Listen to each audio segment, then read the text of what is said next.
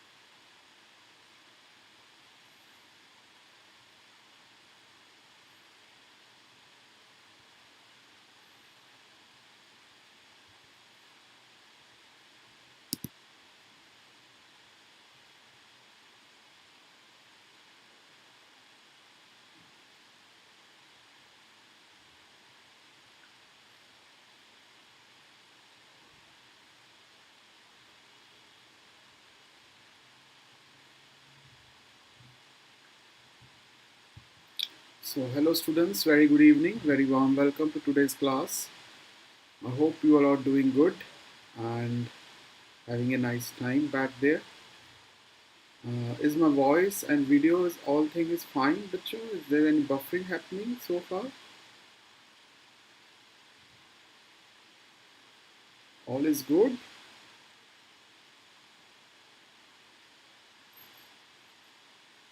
So how was things, how was the day, how was things happening so far? All thing fine with you all students? Exams are coming, exam pressure, but there's also festive season, so don't forget to enjoy that time also.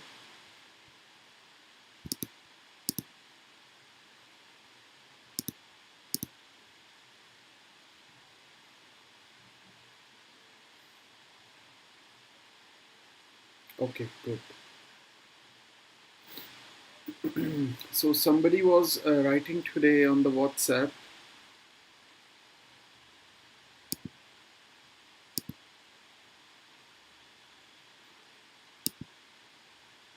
I have no computer, laptop. It will be difficult to write down the kind of things. So, bacha, you can you can write it with the help of on the paper. If you don't have a laptop to write things, it's okay. You can write on the with a pen and simple paper, and just send it to us. It will be fine with us also. No problem in that.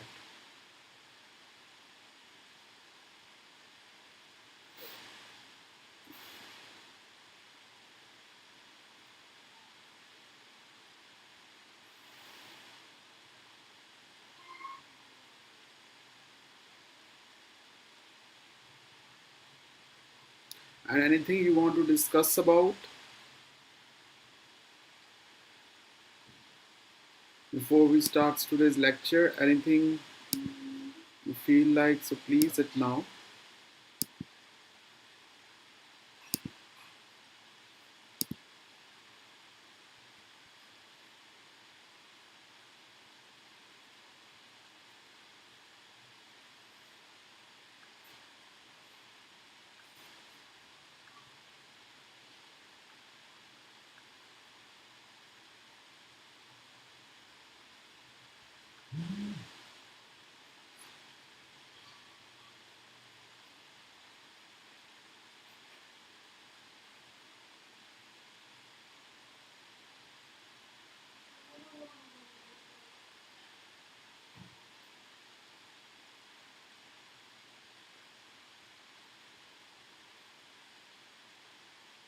Any questions you have in your mind?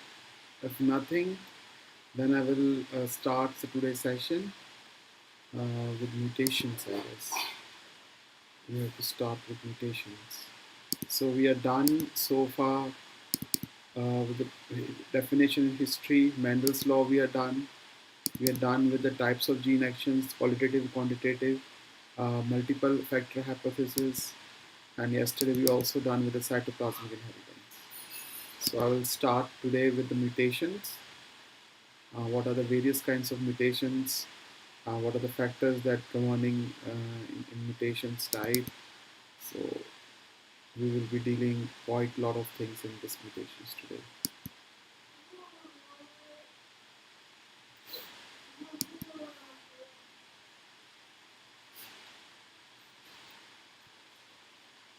Okay. So this is your next topic in second one of your unit 1, that is mutations, methods of inducing mutations. So we will cover these two topics, mutations and methods of inducing mutations. So first we are dealing with the various kinds of mutations first, and then we go further. So nature's intention is that exact definition, genetic information for both parents will be seen in the offspring in the critical stages of fertilizations. However, the genetic information can mutate. So when they are transferring from one generation to another, they could go through mutations, and which in most cases results in fatal or negative consequences. And the outcome is that the new organism. So we see something new out of it that we have never thought of. totally new.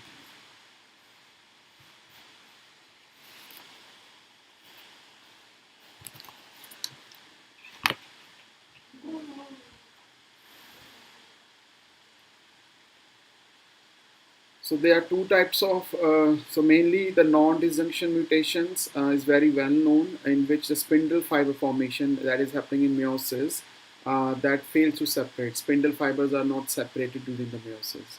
Resulting gametes will have one extra chromosome than other than. So uh, instead of like 23, you have 47, like 46 chromosomes in total, but we have 47 in that case. So there's one extra chromosomes. Another gamete doesn't have it. So this in this non-disjunction chromosomes, this is happening at the chromosome number 21, and that condition is called as Down syndrome. So you might have seen some kids, special kids. They in the families they have these kids. They're being produced because of the genetic mutation at the chromosome number 21, where there's a lack of chromosome and there's extra chromosome. Another gamete doesn't have the chromosome, and this is because the cell possesses 47 chromosomes as opposed to the normal chromosomes, that is 46. So there are a number of ways in chromosome structures can change, which will determinately change the genotype and phenotype of the organisms. However, if the chromosome mutation affects an essential part of the DNA, it possibly abort the offspring before it has chance being born. So mutation could also abort the offspring before it has to be born. There's a chance to getting born. So that's also happening at the part of DNA. So mutation, so we can see that mutation could play a big role in the case of change in the chromosome number, and hence we see some genetic diseases.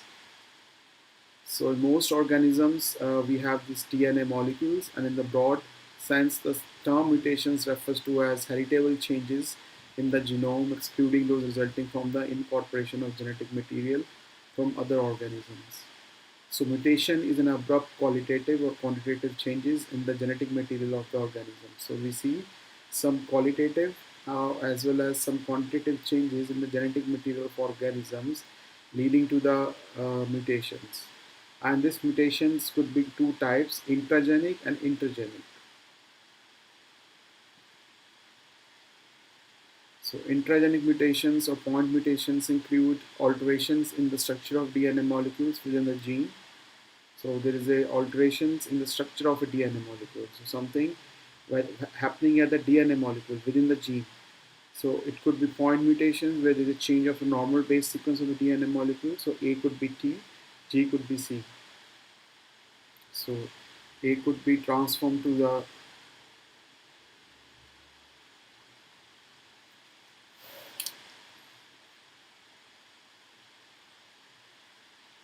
so A could transform to the T, or C could be transformed to G, or anything else. So some mutated genes could happen.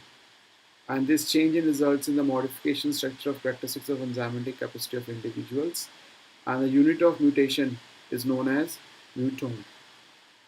Unit of mutation is known as muton, and this may consist of one or many nucleotide pairs. And this consists of one or many nucleotide pairs. And whereas intragenic, so that was about intragenic mutation. And now let's discuss about intergenic mutations, which is happening in the chromosomal changes in the structure. Example, long region of DNA. So long region of DNA is having many genes. So there we are seeing very big changes at the big level. And this could be deletion or addition of segments of chromosomes. So whole chromosome segments are being added or deleted.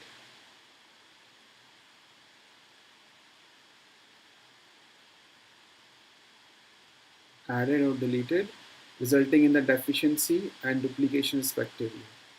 In large deletions, a base sequence corresponding to entire polypeptide chain is sometimes lost. Such mutations are very useful in the genetic mapping. Then there is germinal and somatic mutations. So we are discussing now various types of mutations that are present at the moment in the case of genetically level. So there are two types of primary cell types, that is germ cells and somatic cells. Germ cells, they are meant for the production of in the reproduction playing. Somatic cells the other ones, other than the reproduction cells, normal cells. So mutations can happen in either of the cells. If the genes altered in the germ cells, then that term is known as germinal mutation. That term is known as germinal mutation. And because germ cells give rise to gametes, and some they carry the mutation, so it will pass to the next generation. So they are carrying the same mutation to the next generations, because this is reproductive. They're playing part in the reproduction, and leads to the successfully mates later on. So typically, germinal mutations are not expressed in individuals containing the mutations. So germinal mutations doesn't happen in the individual containing the mutations, but they are being transferred to the next generations. Whereas the somatic give rise to all non-germline tissues. So the germline tissues will be not present, but other ones other than the non-germline. So in this case, non-germline tissues. So mutations in somatic cells are called somatic. Mutations in the somatic cells are called somatic mutations. And mutation is not passed along to the next generation in this case by sexual means. And to maintain this mutation, the individual containing the mutation must be cloned. So two somatic clones are navel oranges and red delicious apples. So there are two species of apples. One is apple and one is navel oranges. So they were created because of somatic clones.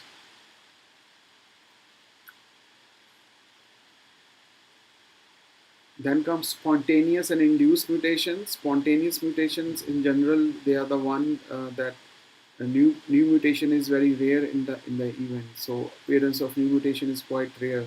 So most mutations that were generally studied occurred spontaneously. So this class of mutations termed spontaneously, which happen just in the nature spontaneously. But these mutations clearly represent only a small number of possible mutations. So very few are there happening, not in large amount. Whereas the induced one, so that they are done by the scientists with the mutagenizing agents. So by treating the organism with the mutagenizing agent. These mutations are called induced mutations. So spontaneous mutations rate varies. So large genes provides a large target and tend to mutate more frequently. More the genes, more they have chances to mutate frequently.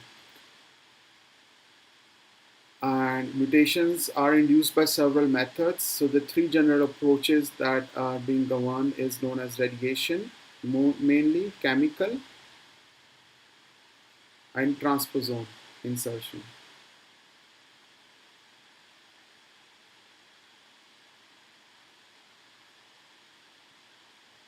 The first induced mutations were created by Drosophila with X-rays.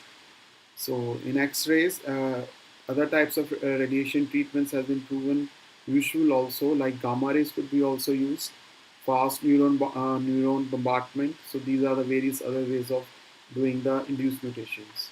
And these can induce point mutations or deletions. So these treatments could lead to the point mutation, changes in the single nucleotide, or deletions, loss of chromosomal segments. You either totally lost the segment in that case, or there are some changes in the single nucleotides leads to the um, point mutation.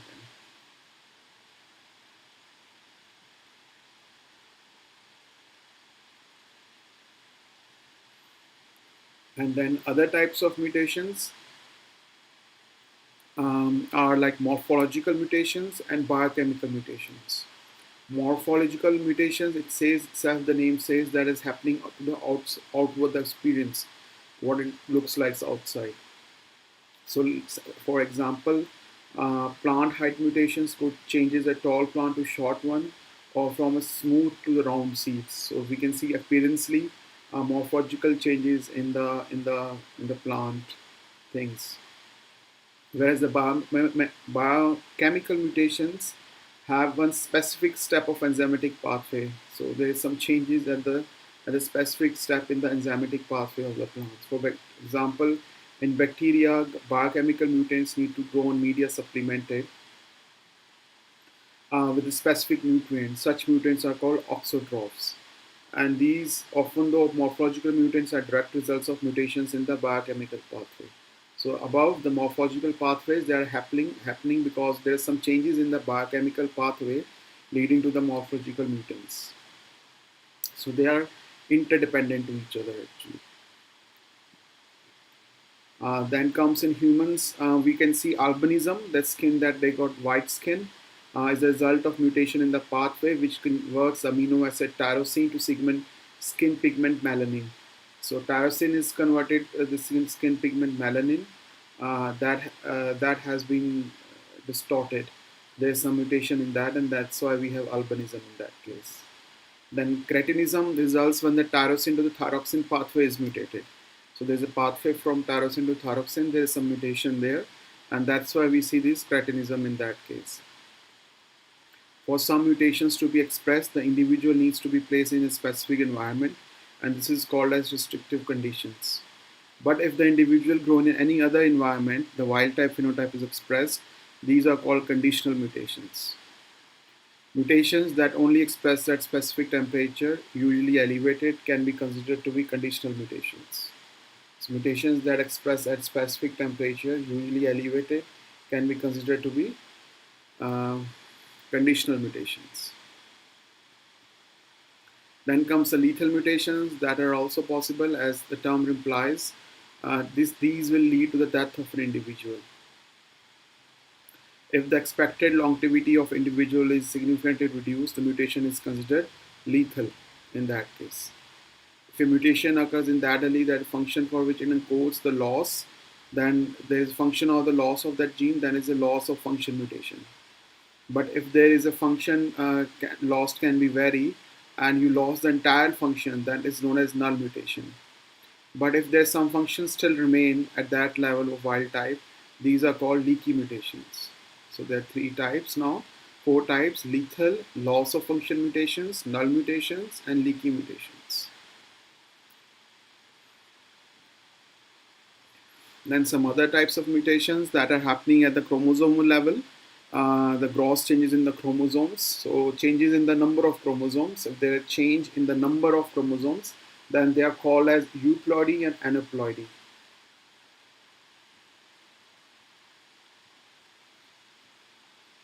And the euploidy is the variation in the number of set of chromosomes.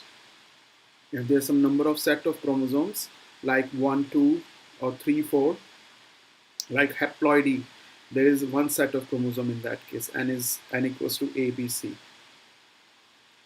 And in the polyploidy, there are 3 or more set of chromosomes in that case.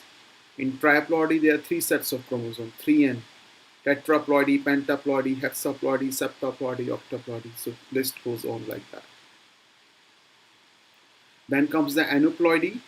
Aneuploidy is the number of chromosome of set. So the number of chromosome of a set is changed. So there is reduction in the number of chromosomes. So it could be monosomic, that is loss of 1 chromosomes.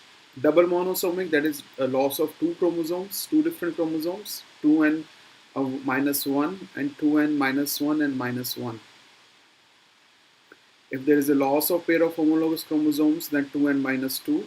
If there is increase in number of chromosomes, then they are known as polysomies. If there is increase in the number of chromosomes, then they are known as polysomies. So their example are trisomy, that is presence of 1 extra chromosome, 2n plus 1. Double trisomy, 2 different extra chromosomes are present, 2n plus 1 plus 1. Tetrasomy, 2n plus 2.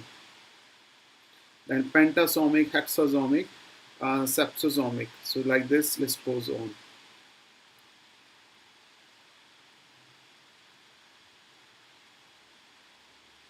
Sometimes there is a changes in the structure of a chromosome. So if there is a loss of segments of chromosomes, that is deletion is done. Yeah, that is loss of segment of chromosome. If there is a duplication of a segment, a particular segment, that is known as duplication then. if there's a changes in the normal arrangement of the genes in the chromosome. And then there is thing called as translocation and inversion. In the translocation, there is exchange of segments between two non-homologous chromosomes resulting in a new chromosome. So in the translocation, there is exchange of segments between two non-homologous chromosomes resulting in a new chromosome. Then there is an inversion. This is a change in the linear order of genes by rotation of a section of chromosomes through 180 degrees Celsius. So translocation is something like there is exchange of two non-homologous chromosomes with a new chromosome. Inversion is totally change of the degree of your chromosome. They are changed from the 180 degrees Celsius. Inversion, totally inverted. Then there are point mutations, that is change in the nucleosides of the genes. That is, it could be either deletion or insertion, substitutions or inversion. So it could be deletion of a chromosome or insertion of a chromosome, or substitution of one side or inversion of it. So all these could be related to the gene mutations or point mutations. So we have done with 3 types of mutations. That is change in the number of chromosome, then change in the structure of chromosome, then gene mutations or point mutations actually.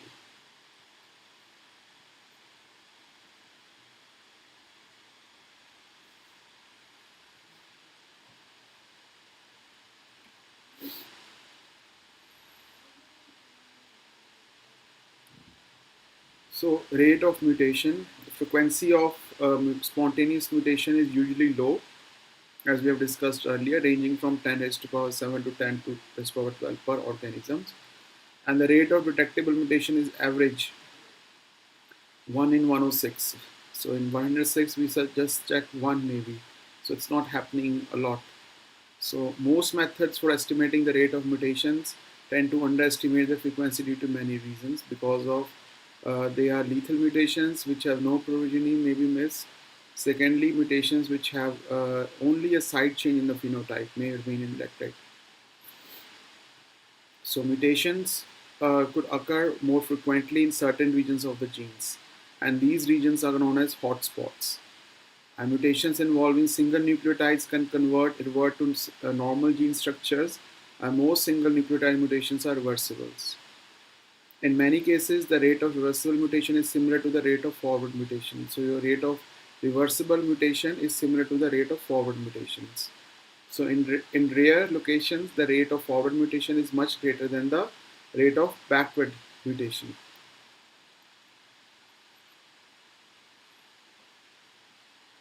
So according to the effect on the phenotype, mutations may be classified as lethal, subvitals, and supervitals. So lethal mutations are the one which leads to the death of whole organisms, and subvital mutation reduces the chances of survival of organisms. Supervital mutation, they results in the improvement of biological fitness under certain conditions. So there are still some chances of survival in the subvital. In supervital, there improvement of biological fitness actually.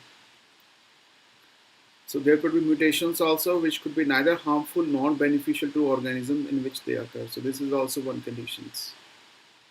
Neither good, neither bad. Neutral mutations.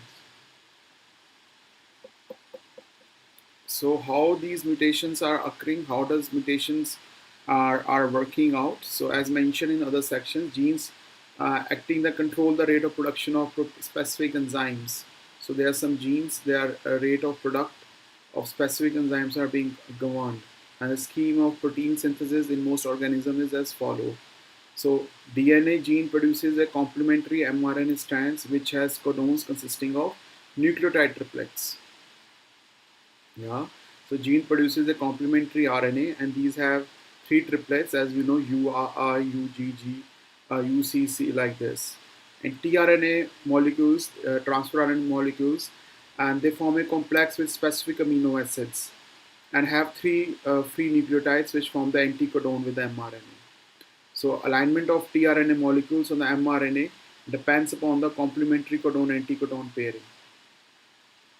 So these alignments of your tRNA molecule, which is attaching to the mRNA, here codon and anticodon pairing is really matters. So thus sequence of amino acid molecules in an enzyme. Hence, the structure and function of enzyme depends upon the nucleotide sequence of mRNA.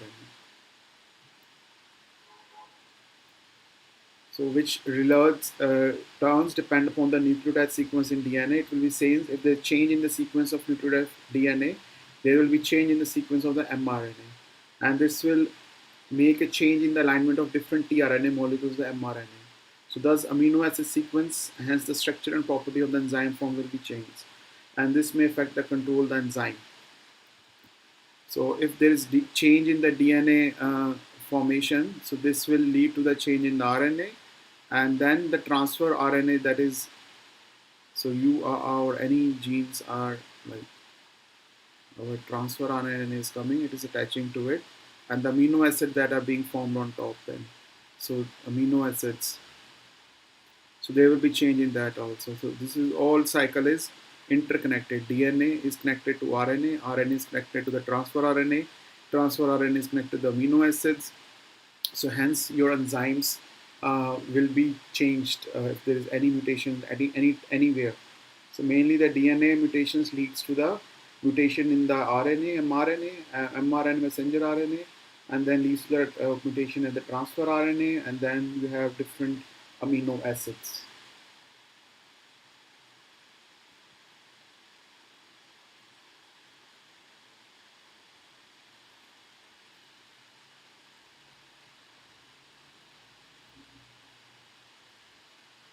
So gene mutations at the molecular level involve modification of one base of another or addition or deletion of one or more bases. So mutations may be spontaneous or induced mutations. So mutation could be either spontaneous, it could happen, or it could be induced spontaneous mutations that we have discussed. So which occur spontaneously in natural conditions, they are known as spontaneous mutations, and they are known to be arise by mutagens present in the environment. And these mutagens could be including cosmic radiations, radioactive compounds, natural occurring base analogs like caffeine, and these will be considered under the induced mutations as the external agents bringing about the mutations. So now comes the next term, tautomerism. So the ability of molecule to exist in more than one chemical form is called tautomerism. So in tautomerism, all four common of DNA, that is your adenine, guanine, cytosine, thymine, they have unusual tautomeric forms, which are however rare. So the normal bases of DNA are usually present in the keto form. As a result, the tautomeric rearrangement, they can be momentarily transformed into a rare enol form or into the slightly electrons are different. So normal base pairing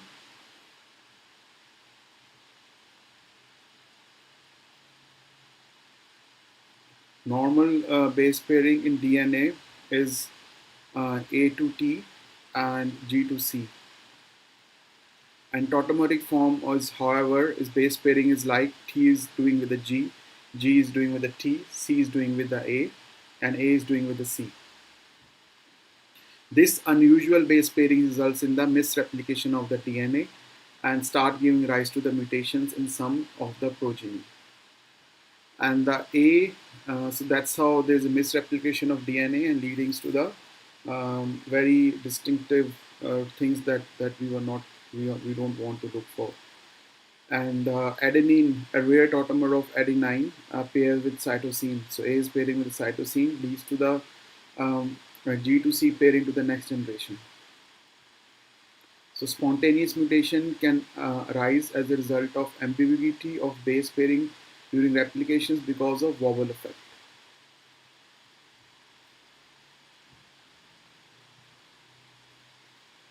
So induced mutation is done by the X-rays, gamma rays, and UV light. There are also chemical mutagens like mustard gas that happened in 1950. Mutagens with more or less specific actions were developed. So according to their classifications, mutagens could be divided into three parts. Base analogs, which incorporate into DNA, agents modifying the purines and pyrimidines, an agent labelizing bases, and agent distorting in the DNA, distortion in the DNA molecule. So 1 and 3 category require are the replication of their action, while the category 2 can modify the non-replicating DNA.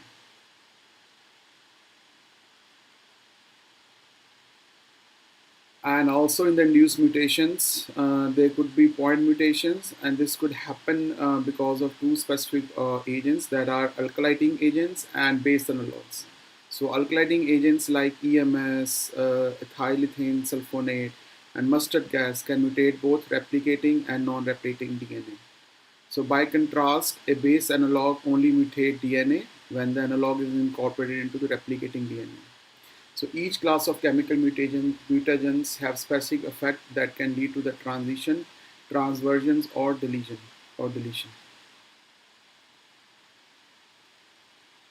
So scientists nowadays, they are bringing a lot of work on the transposable elements, which are the mobile pieces of DNA moving from one location to another in the genome, and they have new locations as the new mutants. And the mutant arises because the presence of piece of DNA in wild type disrupts the normal function of that gene.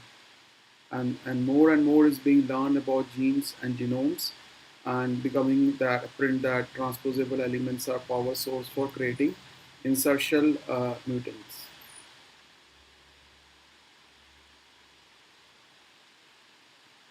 So that was about mutation, various types of mutations, how they act, how induced mutation is done, what are the various sources of induced mutations, base analogs, tautomerisms, alkylating agents, spontaneous mutation, induced mutations, intergenic mutations, germ plasm mutations, um, somatic mutations. So we have done quite in detail about various types of mutations, spontaneous induced mutations, morphological and biochemical mutations. So something like albinism, cretinism, conditional mutations. Then we discuss about lethal mutations, loss of functions mutations, null mutations, leaky mutations. Then we discuss about the mutations in the chromosome type, that is change in the number of chromosomes, which is have subtypes as euploidy and aneuploidy. And then further changes in the structure of chromosomes and gene mutations or that thing. Then we discuss about rate of mutation effect. Then there are three types of mutations: lethal mutations, subvital mutations, supervital mutations. And we discussed the lethal is the one in which totally die, whereas the subvitals are chances are there that there could be chances of survival in that. And supervital, there's improvement of biological fitness under certain conditions. Then we discuss about how mutation is acting, about DNA and mRNA, and further tRNA, further amino acids. So how change in the amino acid, the DNA sequence could lead to the change in the amino acid, and the whole enzyme function could be changed. We discuss about now then further spontaneous mutations that are happening with various agents, like spontaneous mutations, induced mutations. Then we discuss about tautomerism, then chemical mutagens, induced mutations, agents like alkylating agents, base analogs, transposable elements, and yeah. So that was the topic for mutation. Now I will take your questions, students. Kindly elaborate on subvital and supervital mutations with an example. So I don't remember them, to be honest, but I can Google them for you.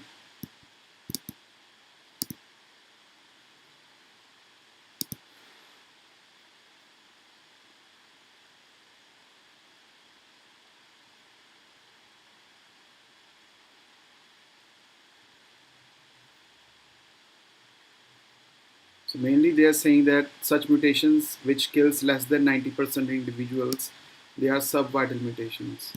And supervital mutations, they are the kind of mutations enhances the chances of survival. So let's check their presentation.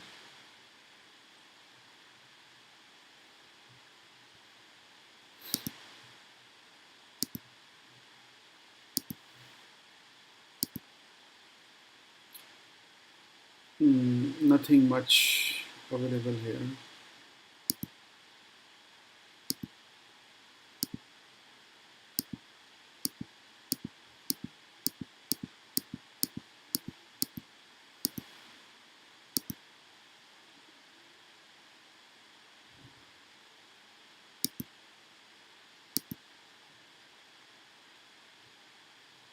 So this is a translocation example. This is how it looks like. They got one from A to B. This part is translocated here, and this part being translocated there. So you have translocated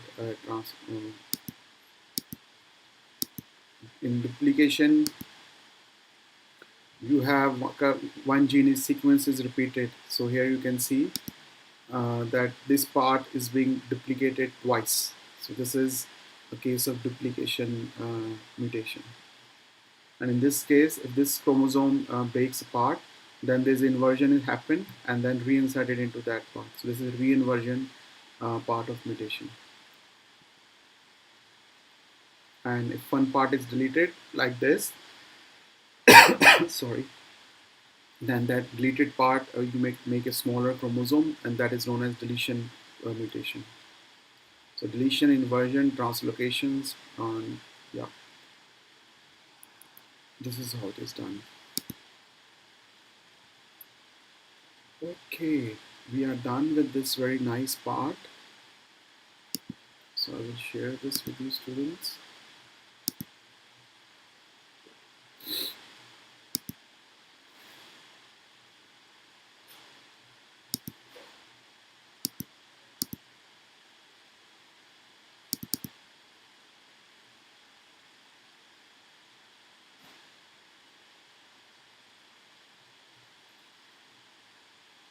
Edufabrica.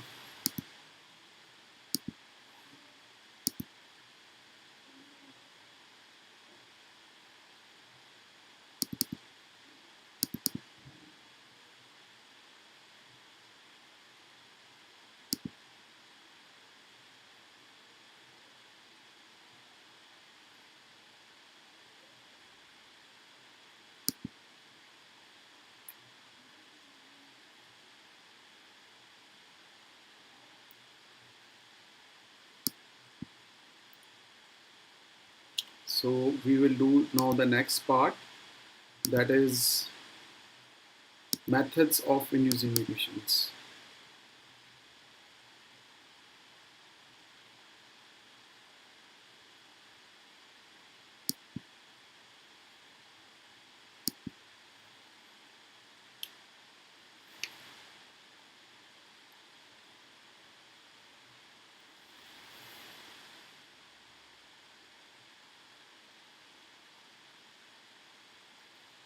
So we have already discussed many types, like in the inducing mutations, like chemical mutations, natural mutations. There are many agents. So we will repeat the same part, something to deal with mutations, the methods of inducing mutations. So we will go in details now about mutagens, which are creating these mutations. So mutations can be induced by a number of agents. The agents are capable of inducing mutations are called mutagens. So which are creating the mutations, they are known as mutagens. And mutagens is a natural or human-made agent which can alter the structure of sequence of DNA. So different mutagenic agents may be classified into following two broad groups. That is physical mutagens and chemical mutagens.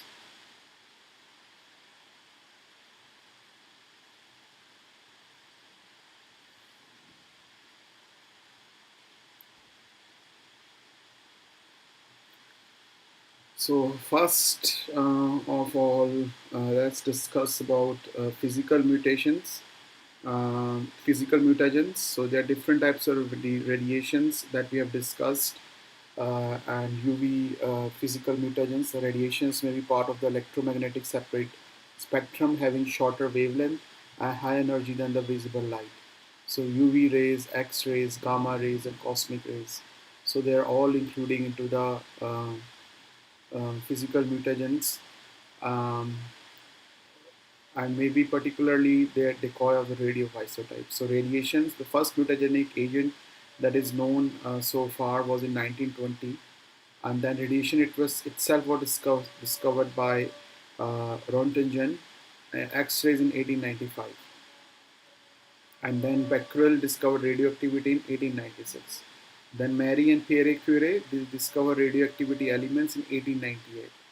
And these discoveries lead to the birth of atomic physics and our understanding of electromagnetic radiations. So radiations could be classified into two parts, ionizing and non-ionizing radiations. So non-ionizing radiations are the ones which includes ultraviolet rays that are the only non-ionizing radiations with mutagenic properties. The wavelength ranges from 100 to 3900 angstrom, and they are specifically absorbed by purines and pyrimidines present in DNA. And the maximum absorptions of UV rays by DNA as well as by pyrimidines, particularly thymine, occur at the wavelength of 254 nanometer, which is also most mutagenic wavelength of UV. So mutagenic action of UV is the consequence of both its direct and indirect effect on DNA. So direct effect of UV on DNA is of two types, that is formation of pyrimidine dimers and pyrimidine hydrates. And whereas the ionizing radiations, they are so called because they are cause ionizations in the atoms present in their path. So there are two types of ionizing radiations, that is particulate and non-particulate radiations. So particulate radiations consist of high energy atom in particle and particles generated due to the radioactive decay. And non-particle radiations, ionizing radiations, are represented by X-rays and gamma rays, and which are high energy radiations composed of photons. So genetic effect of radiations may be direct and indirect. The direct effect of radiations is produced due to the ionization directly in the DNA molecule, while the indirect effect is produced through the ionization in the molecules other than the DNA, and is believed to be mediated by free radical formation. Then what are the sources of radiation? So they are natural sources of radiations, are so-called background radiations. They are cosmic rays from the sun and outer space. Radioactive elements in the soil and terrestrial products are also in the atmosphere. So medical testing, nuclear testing, power plants like diagnostic X-rays, TV, smoke detectors, airport X-rays. So they're all sources of various radiations. Then comes, after the physical mutagens, then comes your second part, that is chemical mutagens. The first report of mutagenic action of chemical was given in 1942 by Charlotte Auerbach, who showed nitrogen mustard could cause mutations in the cell, which was used during the World War I and II as a mustard gas. So since that time, many other mutagenic chemicals have been identified and go on in the industry, in the bureaucracy, and have been added to the food additives, industrial waste also. So we can identify them by the mode of actions, how they work out. So they could be. So then now comes the next part, that we were discussing before, base analogs and alkylating agents, chemicals, various mutagens that are leading to the mutations in our cells at the DNA level. So base analogs, these are the one which are chemically structurally resemble purines and pyrimidines. So they are quite similar structures to purines and pyrimidines, and they may incorporated in the DNA in place of normal base pairs. So instead of adenine and guanine, these base analogs will be attached to there. So for example, bromouracil and aminopurines. So these are examples of base analogs. So they are artificially created compound extensively used in the research. They resembles thymine because it has bromine in the 5 position instead of methyl group, and has the same effect on its base pairing behavior as that of methyl in the same position. Therefore, 5-U behaves like thymine and usually pairs with the adenine. Aminopurines, adenine analog which can pair with the T or with the C, causes A to T to G to C. So, or G to C to A to T transition. So they made the analog changes of these types. So Bromouracil, so this is wild type, replication is done. Then instead of T, we have 5Bu there, is incorporated into DNA. Then AT is there, and then G, 5Bu is there. Then we have replications. Then you have 5Bu and GC also here. So this is the transition mutation. So this is how your 5Bu being transited and being part of uh, the, the, the, the base pairs that it should not be, but it still become. Then comes the chemicals which alter structures and pairing properties of bases. So there are many such mutagens. Some well-known examples are nitrous acids, and they are mainly causing C to U, C to T. They're converting C to U or C to T, and also A to hypoxanthine deaminations. And there are also nitroguanidine methyl sulfonate, ethyl methanosulfoate, chemical mutagens that react with the bases, add methyl or ethyl groups to it.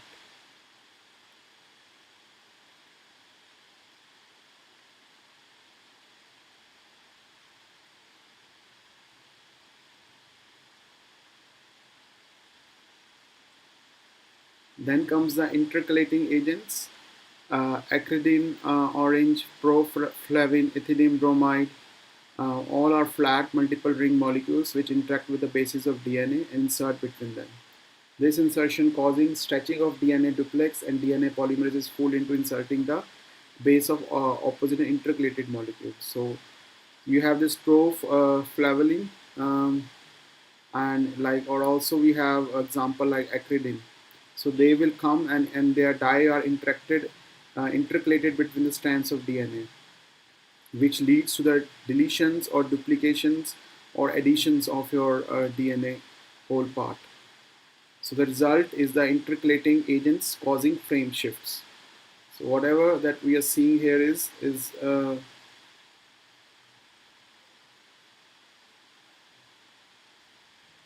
just a second.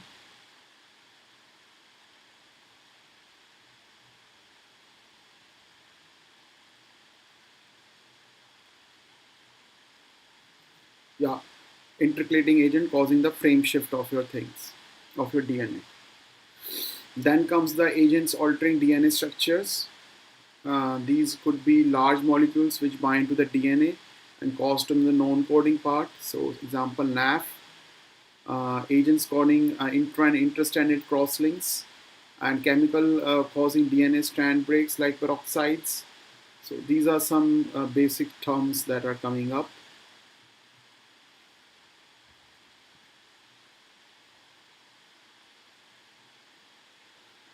So detection of mutation. So this is a method that we will discuss in the later part of our studies. So I have special things that I will explain you. So I will not discuss this part today. So mainly maybe one part, detection of mutation in plant, this formula, mutation frequency percentage of a gene. So it's a number of plants having the recessive form of trait governed by the gene and total number of plants in the progeny multiplied by 100. So you can calculate the mutation frequency of a gene. But this CIB technique, I will go in details in later part in the end of your sessions to know about more about its things. So that was it about methods of inducing mutations, and so on that part I will share it now.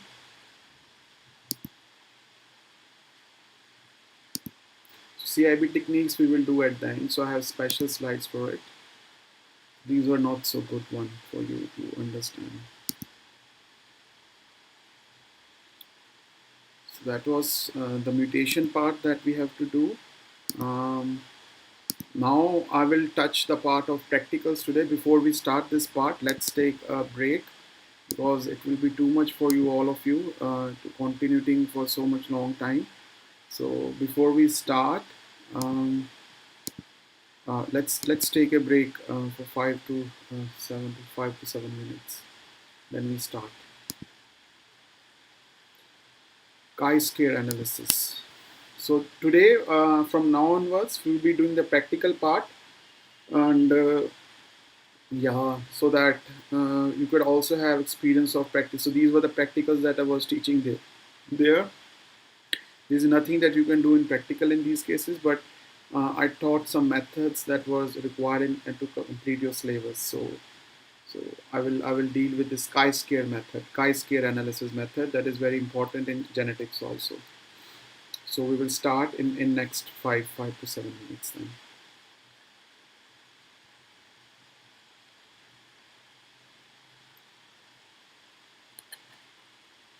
Okay, see you soon.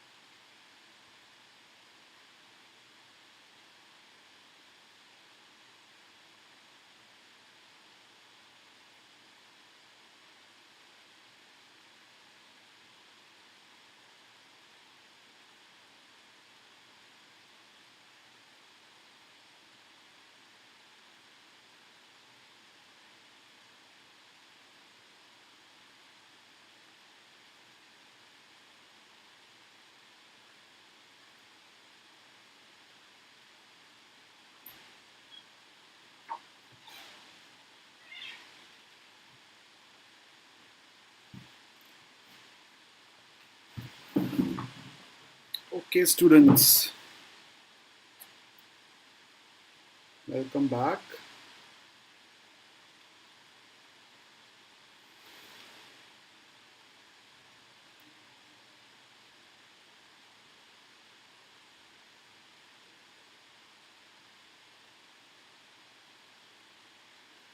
Chi-square analysis.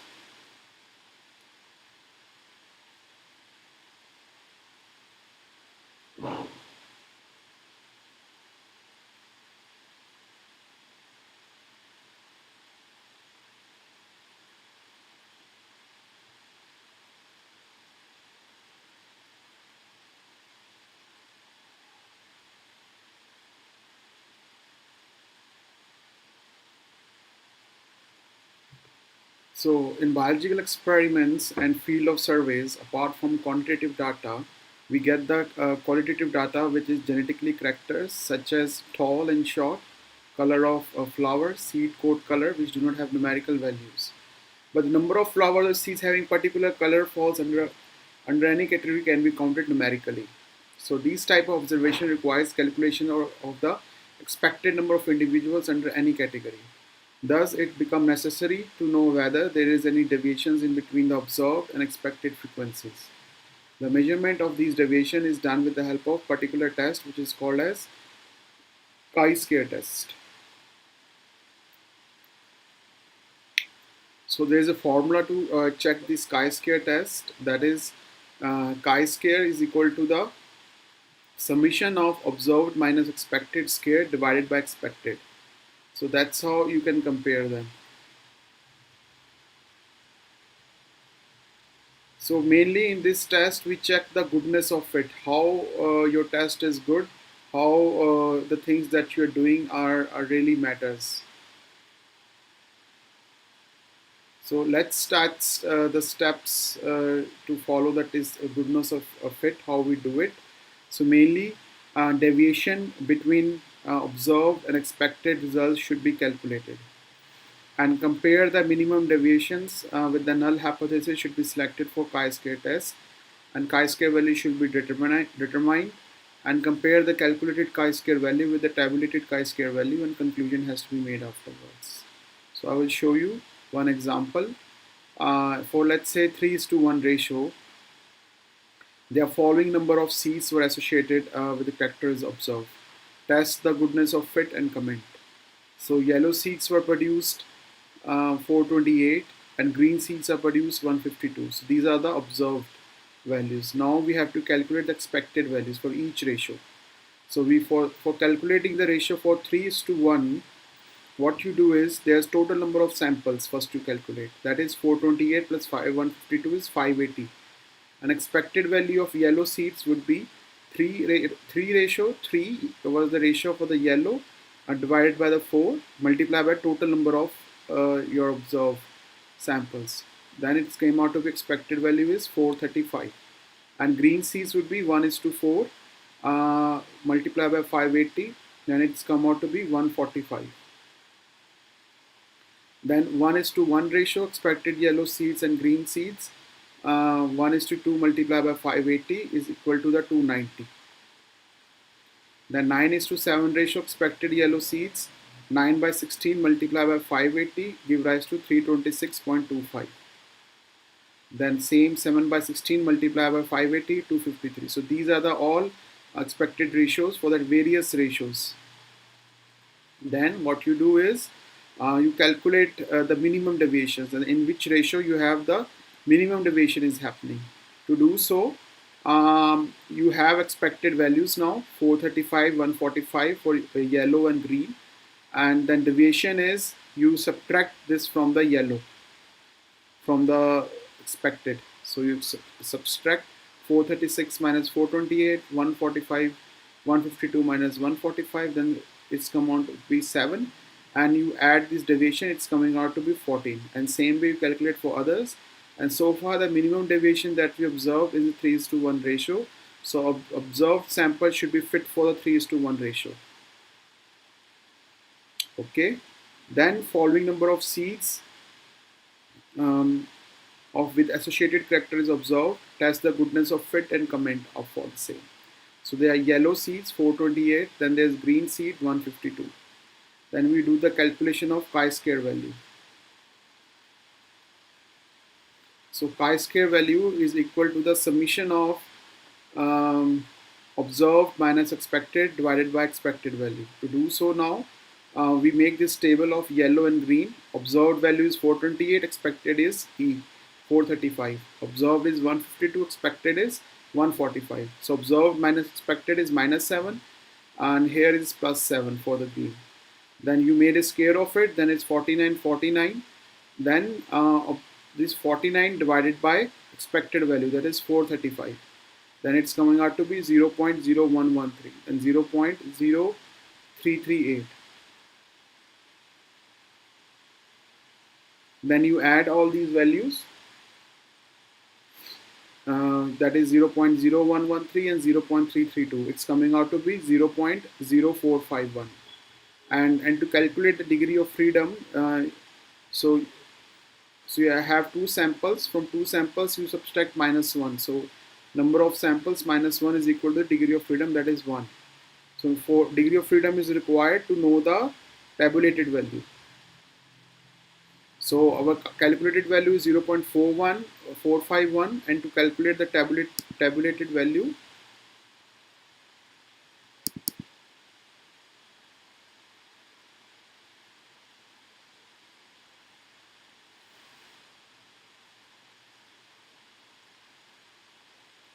so you take 0.05 as the differentiated value and 1 as the degree of freedom. So value coming out to be 3.84. So which is quite less than 0.451, which is coming out to be very less than the tabulated value. So it lies in the probability range of 50 to 70%. So this is a good fit with Mendelian ratio of the value coming out to be very less from the tabulated value. So that's why 3:1 is a good fit. That what is happening 428 152 is happening right, is happening good for the results. So it is concluded that experimental result shows Mendelian monohybrid ratio 3:1. So with these values we can see a very nice ratio of 3:1. So this is the example that we were doing, that yellow and green we had a cross. F1 hybrid was a Y, capital Y, small y, and F2 hybrid was capital Y, capital Y, capital Y, small y, capital Y, small y, then small y, small y. So you have yellow 3 and green as 1.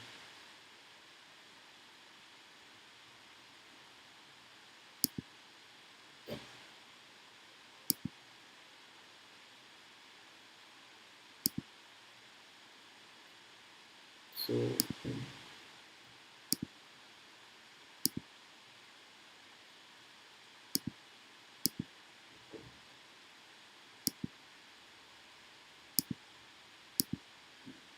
chi-square test.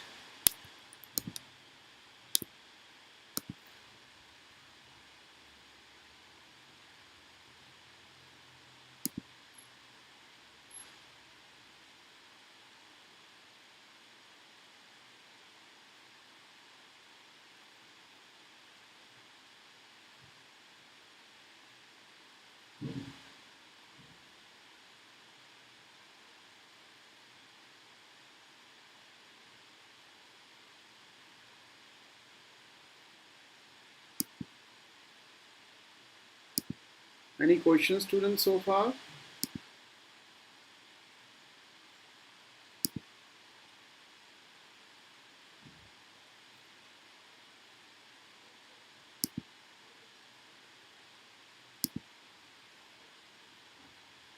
Okay.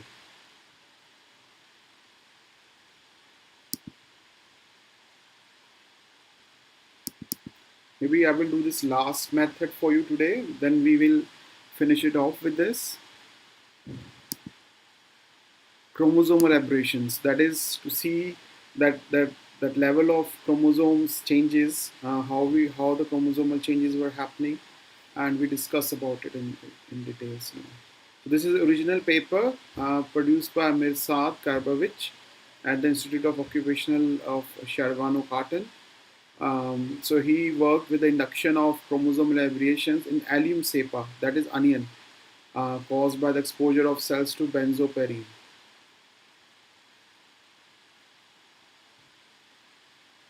So higher plants have been proposed for test of organism for detection of the genotic substance in the environment. Several plant tests has been there to check their sensitivity and relatively short-term tests.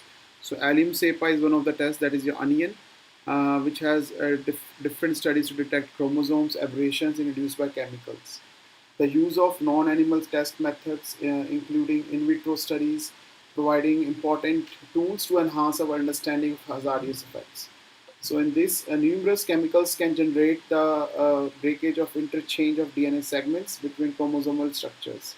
So allium that is onion test is used as screening method for genotoxicity, evaluation of different chemical substances, including polycyclic aromatic hydrocarbons (PAH) and benzopyrene BAP is a representative member of PAH. So we investigate the genotoxicity of allium root chromosomal assay. So the term was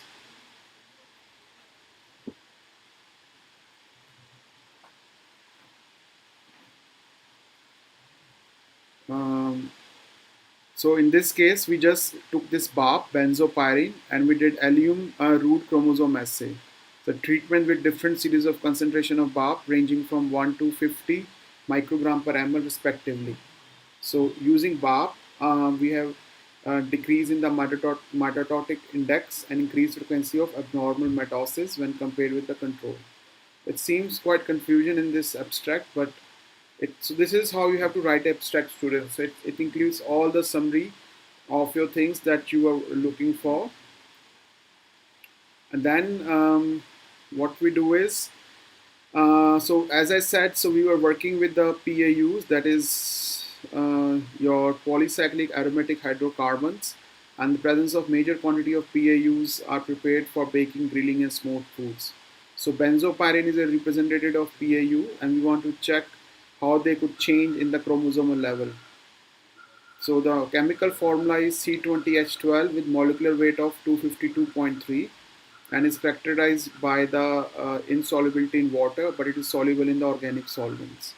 So structure formula of BAP is this one. It looks like this: three, 5, 6 membered, 6 chain hydrocarbons, benzene rings.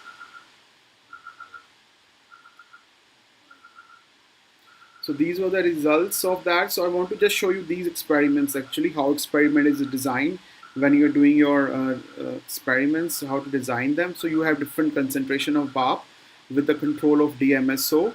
So you have 1, 10 and 50 gram per ml of BAP, and then you treated them for 24 hours and 48 hours. You treated them for 24 hours and 48 hours.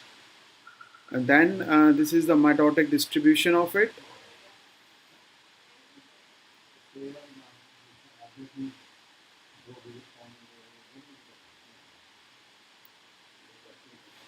So this is M14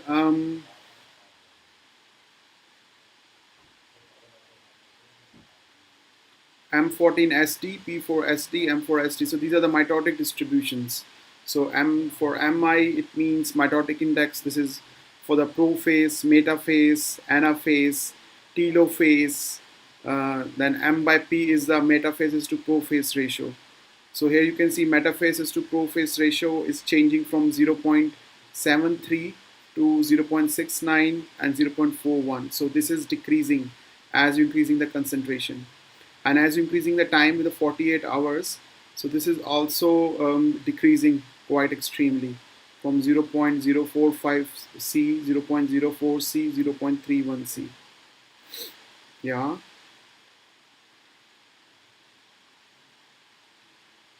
And the same way we see in other results, 19, 24, 21. So they were decreasing. Everything is decreasing.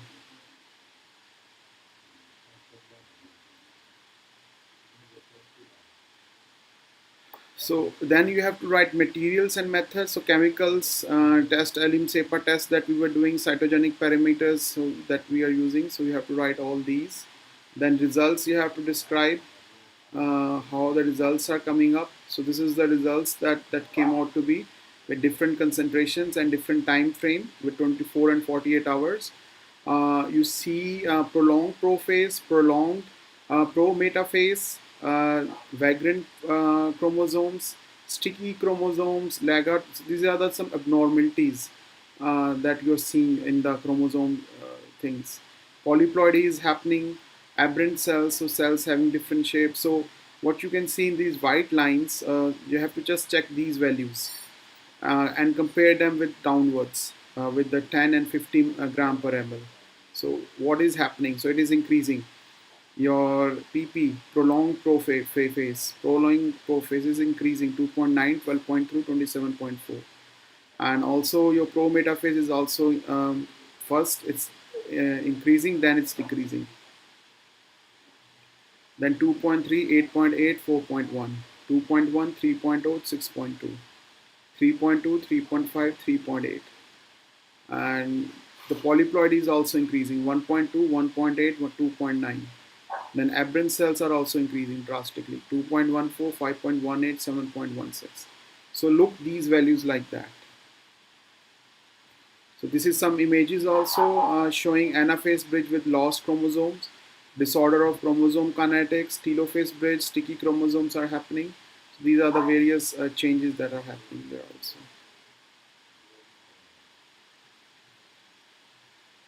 So in future, ileum SEPA test is a quick, available, easily performed test, may be useful for the alternative for the analysis of genotoxicity of chemical substances of environmental in the food models.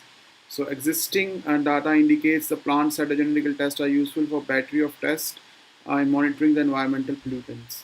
So we have identified various pollutants and how things are possible in the ileum SEPA test. So that's it. I hope just go through these slides. The things will be better clear for you.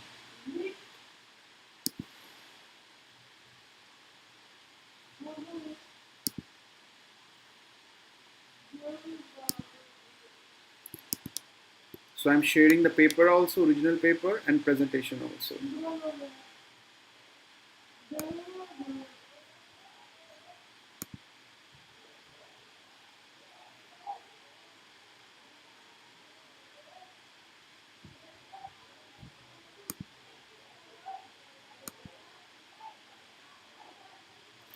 Just a second, students.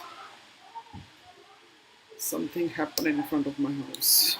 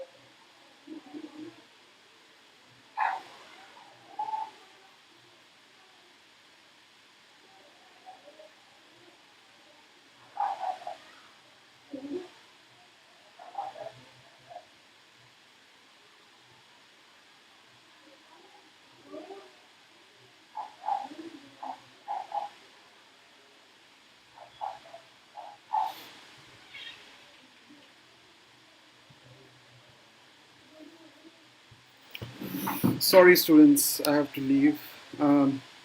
Okay, you have to understand chi-square again. But mainly in the chi-square, what we did was just formula things.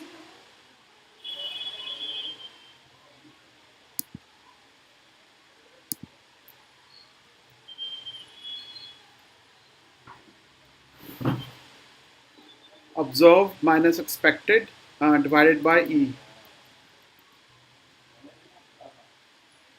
So total number of samples. First you calculate total number of samples. Then you calculate for each ratio expected values. 3 by 4, 1 by 4. And then you calculate these values, and then you calculate the least deviation. So you subtract these values from the observed values. So you get 7, 7, 138, 138, 326, 253, and then you add these values. Then you find the least value that you see in the deviation. That is the most best value that you have to choose for your goodness of fit. Then this is the main formula that you have to go for. Yellow and green, 428, 152. Then expected value, 435, 145. Minus, so you have to first calculate observed minus expected. That is minus 7, then plus 7. Then you made a square of it. Then you divide with the expected value. And then you add both of them. Then you have 0.451.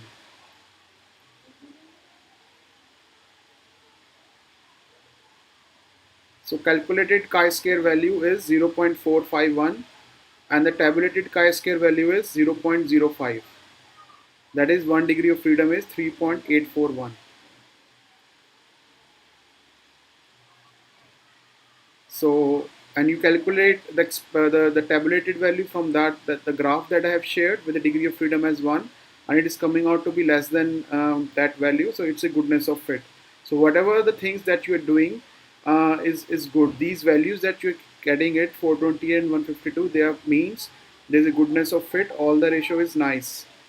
So it is concluded that experimental result shows Mendelian hybrid ratio is 3:1. So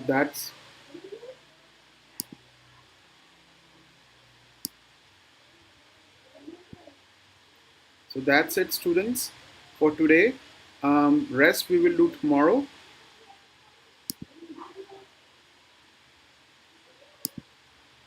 Okay, bye bye. Have a nice day. Wish you all nice evening. Thank you very much. Take care. Bye.